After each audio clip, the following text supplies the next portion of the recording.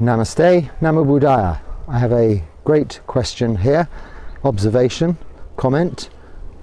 Let me share it with you. From Vakas, or Vakas S. Excuse me. Hi Bhante, I have a question regarding Buddhist practice. It's that as we dive deeper into the practice, don't we realize that we are in fact breaking our SILAs unintentionally? For example, just living a simple life can result in killing of domestic animals. In fact, our bodies kill billions of germs just so that we can survive. How have you made peace with this? So thank you, Vakas. This is a very interesting and useful topic for you to bring up that I am very happy to talk about. So let's just break this down. The first SILA is not to kill. So we refrain from killing any living beings. Sentient beings this refers to. Now, actually, from the point of view of the question, whether this includes bacteria or germs, or where the meaning of sentient beings begins in the cycle of life, is to some extent unimportant, because my answer to this question actually begins within the question itself. In fact, you'll often find that if you have a question, you can usually find the answer, because in order to formulate the question, very often we already know the answer. We're just looking for affirmation that our understanding is correct. So sometimes think, do I really know the answer to this question? And it's already there. So Vakas, he says, we're breaking our SILAs unintentionally. Unintentionally. Now this is the most important word in the entire question, because the second step of the Noble Eightfold Path, after right view is wisdom, the understanding of anicca, dukkha, anatta, the full appreciation and understanding of the Four Noble Truths, and the teachings of the Buddha. This is how we learn our practice of Sila, Samadhi and Panya, development of wisdom, and this realization of anicca, dukkha, anatta, right view. The second most important step of this Noble Eightfold Path is right intention. Now, right intention is most important. So many things that can occur in our lives in relation to Sila are intentional, but also, on balance, so many are unintentional. Now, there is a religious order that predates Buddhism called the Jains in India, and it is very similar to Buddhism in very many respects. And in fact, it would have been around at the time of the Buddha, and the Buddha would have been familiar with Jainism. However, they take the no killing to a huge extreme, and wherever they go, they will walk with a brush, brushing the path in front of them so as not to tread on any insects. They won't eat any root vegetables because it would involve digging and therefore unintentionally killing animals.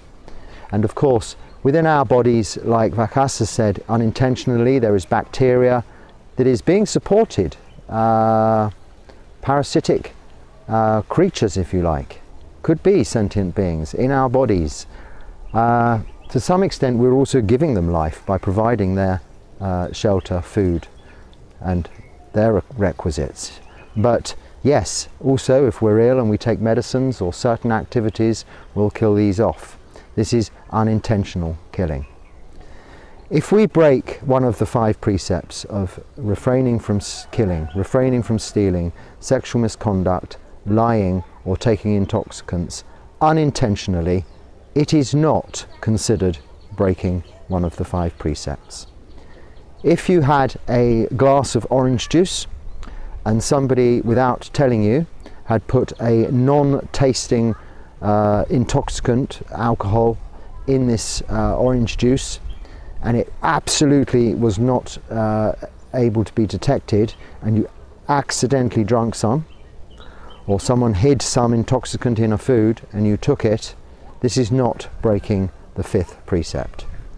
If you're walking along the road, or you're the passenger in a car, a taxi which you have hailed, you have ordered, and the taxi driver runs over an ant, or even more importantly, not necessarily more importantly, or also he maybe hits a person and kills them, you have not broken SILA by ordering that taxi. Of course, if you hadn't have ordered that taxi, that may have not have happened, but this is not your intention. If a mosquito is biting you in your meditation and it's very annoying, or buzzing in your ear, and you go, there's no mosquito here, look, but you go like, doesn't sound very good, did it? Like slap, and you squish this mosquito, this is intentional killing. Now you may say, but it's just an involuntary reaction. To some extent, but is it? This is intentional killing. Okay, so no killing mosquitoes, it's intentional. If you accidentally tread on an ant or a snail in a dark forest path and you kill it, it is not intentional. So, Vakas, we must appreciate people of many different religions would have this same question. I'm only referring to the teachings of the Buddha and our practice of Sila, Samadhi, Panya, and more specifically Sila, moral virtue. And in this instance, we are not breaking any of the 5 precepts if it is unintentional. If it is intentional, then yes, we're breaking the precept. So that with the mosquito is intentional, accidentally, because you just cannot see it, treading on whatever's where I'm standing now. There are surely, I am actually being very careful because there are ants here and they're biting me probably more than hopefully more than I'm squashing them, but I'm trying not to move about too much because then I would be unnecessarily, I'm aware there's ants there, not today maybe because there's been some rain amazingly enough this time of year here, but there has been, and they seem to have gone, but usually there's ants here and I have to be careful because I know they're there. But if this was a new location and I didn't know they're there, there's every chance you could kill an ant. This is unintentional. Now you do say in your question, how am I at peace with that? Well, I have accidentally killed little creatures in my kuti. I've opened a door just recently and there are these little centipedes which creep around all the time in the night, and they're not even attractive, but one builds a bond with all beings, even cockroaches to some extent. You build this through our metta practice. You have you have compassion. You build compassion along with metta with all beings, and I have opened, it's a funny door, but I open it and one of these centipedes was underneath and it kind of crunched a little and squished it a bit. And you know when they're okay because they go into a little hard ball to protect themselves, and you can gently sweep them away, no problem at all. So it happens very rarely. They're very protective of themselves. But this little fellow, I think, I didn't look too closely, there's nothing much I could do. I swept him away, but I'm pretty sure that he might have been a bit squashed. And I did feel a pang of not guilt, because this was unintentional, but still, you could say sadness, compassion. Now some might think, well, this is just a horrible biting little centipede, ugly looking creature, but no, it's not. It's a sentient being who has more right, if anything, to be there than I do. He's from this he's native to this country and that's his native location. I'm just staying here temporarily. Of course, we're all here temporarily. We all get old, we get sick, we die. But in this lifetime, I'm here temporarily, whereas this is where he was born without choice. I've come here by choice. And this poor little fellow, hopefully he recovered, but I doubt it. Now, of course, this happens, sometimes we don't see this. We can't bother ourselves worrying about what we don't see, but it's okay to feel, so how do I deal with it? Well, I deal with that, well, we all get old, we get sick, we die. A big rock might fall on my head one day and I'll be crushed, or I might tread on a poisonous thing and die in the forest, or I might fall off down a ravine or down a well. You know, these things, accidents happen. We don't know how long we're going to live. This is why it's so important that we practice the best we can every moment that we are awake to do so. So I hope that answers your question, Vakas. You answered it yourself beautifully. We unintentionally cause harm. And yes, it's not just about killing, it's harm, harmlessness. The entire SILA, 5 precepts, is about harmlessness towards ourselves and others. If we can practice harmlessness towards all beings, it is, and I repeat, because I like to repeat this because it must be understood, that SILA, this practice of keeping the 5 precepts, is the greatest dana, the gift, the giving, yes, generosity, the greatest practice of generosity and giving that any being, any individual, human being, can offer all beings, both fellow humans and all beings, animals, from ants, mosquitoes to big bulls that you see me associating with quite often these days in those little shorts that I share with you on here. And I grew up with bulls in fields. They were a scary kind of thing from where I come from, and farmers put on the gate, please do not enter, beware of the bull, and you'd steer well clear. And when I first came to Gokana, returned to Gokana this year, I was wearing some more red robes, which were, in our understanding in Europe, red is red rags to a bull as an expression, and something that makes bulls quite angry. And I did kind of test this a little, thinking it might be an urban myth, and it was surely not, because the bulls did get a little irate, especially during their mating season time, when they saw me passing. And I found subsequently, I don't know whether it's just the change of colour, the robes I'm wearing are now a slightly different colour, whether it's that or it's perhaps more they've got used to me, but certainly I share a lot of METTÀ with these creatures, with these beautiful animals. And how and why is this the case? Why do I make lots of these shorts, they're called on YouTube, videos of cows and bulls and buffaloes? Because when I was staying in the previous place, Tumkur, there were a lot of these creatures and others around, goats and sheep there too, and pigs. I found it was a great way to practice METTÀ, because you can really be demonstrative in the physical aspects of METTÀ. You can, as a monk, we can pet and stroke and be kind to the animals, and I can give them food and things that perhaps I'm a little bit more restrained with, or very, because of our Vinaya and our rules, with the human beings. But of course, our loving kindness, this deep compassion that we develop for other beings, for humankind, can often first be in physical contact, in association and kindness this way. And I found that by just associating kindly with these animals and letting them know that I was of no threat, and many of the other creatures I mentioned, goats and sheep and what have you, are under threat from humans, but the cows not here. The cows are holy creatures, so generally are very well respected and looked after. But similarly, they protect their mother, the mothers protect their calves, and the bulls protect or are very possessive over the females, the cows. So you're stepping into their world. But I found by I found that it demonstrated to me that METTÀ helped them be nice to me, not want to throw me across the road. I have been thrown across the road by one of these bulls.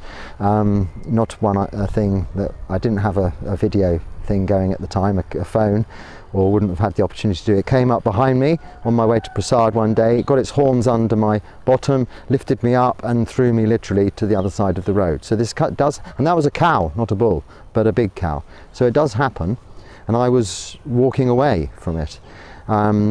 But now I've found that they're being very, very friendly, and they know I'm no threat.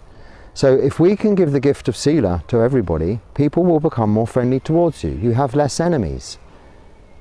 You therefore are also being kind to yourself. So we look at doing no harm to ourselves and to others through METTÀ and through SILA, and our lives go so much more smoothly. So in the overall balance of things with your question, Vikas, it is very important to understand that we do our best to avoid all harm of all beings, and we give METTÀ, loving kindness, compassion, sympathetic joy to all beings we share this planet with. But if we accidentally harm another being, then whether it's a mosquito or a human, it deserves the same consideration. But if it's unintentional, it is not breaking SILA. So there is a neutral karmic effect. Maybe that's your point. You're not going to have a problem, whatever your understanding of the effects of karma, but we are the heirs to our karma. Karma just means action. So bad actions produce bad results. Good actions produce good results. Accidentally killing an ant is not bad action.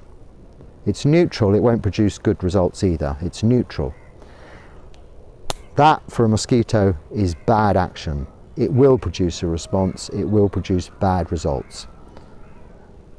That's hopefully answered your question, Vikas, and I very much appreciate you sending it in. It's useful. It covers a whole area of Buddhist practice, Buddhism, but it's also appropriate to all religions, because they all have their precepts or their commandments or their rules, however they are worded, described. Essentially, most religions, in my understanding, is to be kind, be generous, but also to do no harm to ourselves or other people.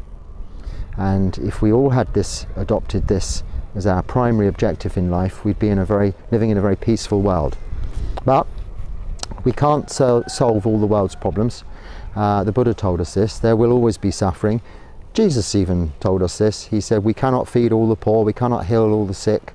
He said there will always be suffering in that sense, and we can only try, and we begin with ourselves and our people close to us, and if everybody keeps SILA, then that's a very long way towards this end goal of peace.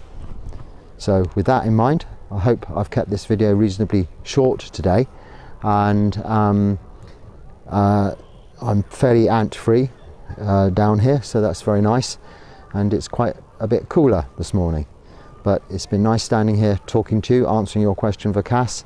Please keep sending the questions and the comments in. They're very useful for other people, other practitioners. Anyone else watching would have had the same question at some point. So if you ever have a question, never hesitate to ask, because even if you think you know the answer, it might well be that someone else doesn't know the answer, and they will benefit from only my point of view, but it being discussed, put it that way. And if you don't agree with my answers on that point, please make a comment. It can be discussed. But my answers, I will say, are based on what the Buddhas taught us, and there is, from my point of view, no debate on the question as to the Buddha's teachings, because they are very simple. But of course, my interpretation, I'm a fallible human. I'm a monk, just a monk. My interpretation could be incorrect, and there is always room for debate. Not wanting to get into long debates, discussions, arguments, but it's most important that whomever we are listening to, that we don't blindly have blind faith, blind belief. We must have understanding and we must appreciate that everybody is fallible, makes mistakes, unintentionally, but question, always question an answer. If you have a question and it's answered, you're not sure about the answer, question the answer. This is where we get to the truth. And if we get to the truth, then we really hit hard home at the core of the Buddha's teachings, because that's all it is about, the truth and understanding. Okay, so have a wonderful day, and may your practice be fruitful. If you're meditating, I hope your meditating goes well. I always welcome more questions about meditation practice itself, because this is my specialist area, and I look forward to talking to you again and answering more questions. Namo Buddhaya and Sukhi Hotu. Sadhu, sadhu, sadhu.